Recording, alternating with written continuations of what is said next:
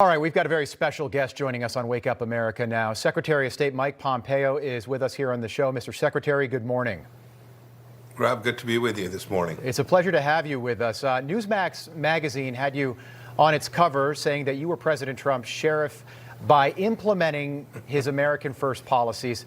If you had to say that you are most proud of one thing that you've achieved as Secretary of State, what would that be? Goodness, Rob, it's hard to nail down to a single thing. President Trump came into office with a fundamentally different view from what Washington had done for a long time on foreign policy. We broke a lot of glass, and we've had an enormous amount of success and made the American people safer as a direct result of that. The America First doesn't mean America alone. It just means that we think about the American people and their security as our first priority. So whether it's the work we've done to reorient the world to understand the threat from the Chinese Communist Party, or the fact that we've now created enormous amounts of peace and stability throughout the Middle East and put Iran on its back foot. The list of successes in the international space is very long under this administration's first 4 years. Secretary Pompeo, we haven't seen America First at this level really since the Reagan administration. Regarding China, you and President Trump really hit the reset button there. How serious a threat do you think China remains right now? Unfortunately, it's a tremendous threat. Indeed, I would evaluate the Chinese Communist Party as the greatest threat to security of the American people and indeed the free world of any of them that are out there. There's a leader, General Secretary Xi Jinping, who is intent upon using the power of state-owned enterprises, their military services, all together in this thing they call civil-military fusion, right, to create a hegemon, to expand its reach, to expand its power. It does through using commercial activity, including the theft of millions of American jobs. These are the kind of things that pose real risk to the American people. And Donald Trump's the first president who, this is not political, both political parties looked away and bent a knee to the Chinese Communist Party. President Trump said enough, and we've begun to turn the corner and build out a coalition all around the world of democracies and free market economies to push back against this threat. When you were speaking to Georgia Tech just recently, you called Xi Jinping's intentions nothing short of sinister. Talk about that a little bit. Well, when I was at Georgia Tech, I was talking about a particular area. That's the America's education institutions where they have infiltrated, sent spies. You've seen what the FBI has done recently. They have now 360,000 Chinese students studying here in America. Some of them are here just to study. But many of them return home. We care deeply about the Chinese people. We want them to be successful, but we can't allow them to come steal secrets from our leading research institutions, places like Georgia Tech. We can't allow the Confucius Institutes to act in ways that work against the American people. Those are the kind of things that President Trump has taken on. We're beginning to have success. There's an awful lot more work left to be done. Yeah, of course, and we see that they're interning with members of Congress and mayors as well. Mr. Secretary, you recently tweeted support for Hong Kong media tycoon Jimmy Lai, who was arrested by the Chinese. What's his status right now, and do you see China giving Hong Kong freedom again? So Jimmy Lai is a true patriot. He cares deeply about the people of Hong Kong, as does our administration. This is another example where General Secretary Xi Jinping broke a promise. He made a 50-year commitment for freedom for the people of Hong Kong, and he's now bashed it. He's now taken it away with this national security law that caused the imprisonment of Jimmy Lai, who was simply trying to speak about the basic rights for the people of Hong Kong. We've challenged this. We've pushed back against this.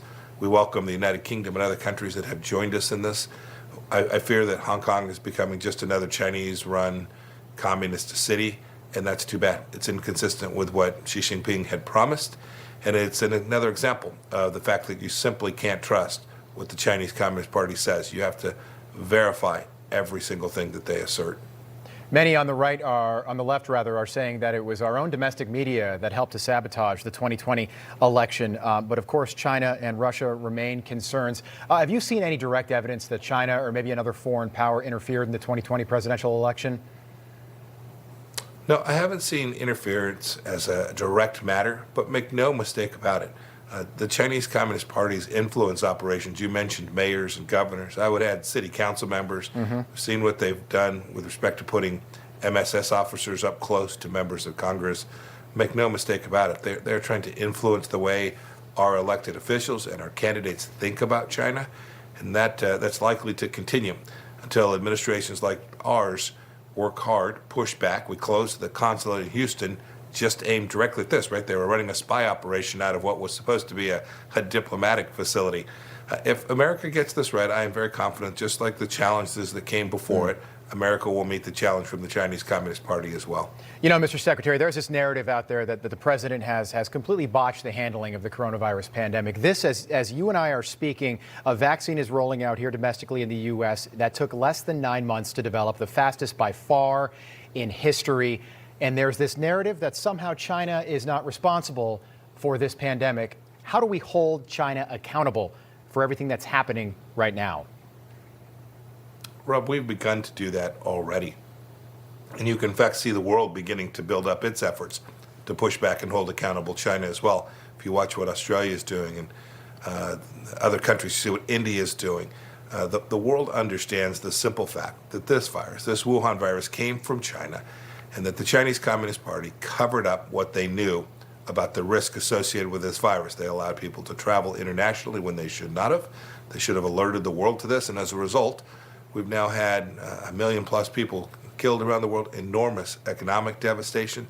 The Chinese Communist Party bears a direct responsibility for this, and the world needs a collective response to it. I was thrilled to see this morning when I woke up, trucks rolling, vaccines rolling all across America. I'm very confident that the amazing work that's been done under warp speed in this administration to build out this vaccine in historically fast time will continue to distribute, continue to deliver, and that will right the ship and get the vaccine out to every single person who wants it before too terribly long. Yeah, and I think, sir, that history will judge it that way as a remarkable success, especially with regard to this vaccine. Mr. Secretary, we know that you care deeply about personal religious freedoms, especially here in the United States. They have been affected by the coronavirus. Churches, synagogues, wherever you worship, many have been closed, some have been shut down, some might not reopen. With so much else to deal with right now, can we really bring influence to bear on this issue in repressive societies around the world, like in China, for example? You know, Rob, we've spent a lot of time in this administration. I'm incredibly proud of the work we have done on religious freedom. It's this most fundamental right, this human right that from which all others flow. If you get religious freedom right and tolerance for people of faith, so many good things happens in your country. So we've worked on this. In China, which is devastatingly bad, they're treating 1 million Uyghur Muslims in ways that are just absolutely devastating, things we haven't seen since Germany in the 1930s. So we've worked hard on religious freedom. It saddens me to see some of our governors making decisions denying religious freedom to people here in the United States of America. It's not my lane as Secretary of State, but as I travel the world and make the case for allowing people to exercise their basic freedoms to worship in the way that they want, it's very discouraging to see leaders use an excuse of the coronavirus to allow bars and casinos to be open, but not permit places of worship people to gather around their faith. Hypocrisy in all 50 states, Mr. Pompeo. Mr. Secretary, there is, if Joe Biden does become president on January 20th, I know you are incredibly loyal to President Trump. Right now, that 2024 field is coming into shape. Is there a chance that you're a candidate for the presidency in 2024? Oh, goodness, Rob. You know, I'd answer almost anything you asked today. I'm focused on the next handful of weeks, making sure that we get everything right up and through January 20th and until the moment that I'm no longer Secretary of State. I'll stay focused on that. I'll add only this. It has been an enormous privilege to serve in this administration and do my part to deliver on the commitments President Trump made to keep Americans safe and improve our national security. I'm very confident that we've done that, and I'm proud to have been part of this team. Secretary of State Mike Pompeo, thank you so much for your time. We appreciate it. Thank you, Rob. So long, sir. Newsmax TV is now America's fastest growing cable news channel. We give you the real news you need. So subscribe to our YouTube channel and give us a thumbs up. If you like this video, share it with your friends. Newsmax TV streams live on YouTube for free. Newsmax TV, real news for real people.